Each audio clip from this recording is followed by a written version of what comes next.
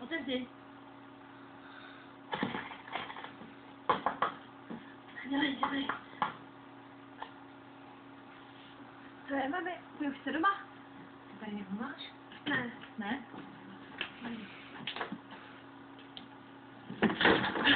Dobrý den. Já jsem Petr Kvasnička. Jo. Těší mě. Dobrý den. Kvasničku.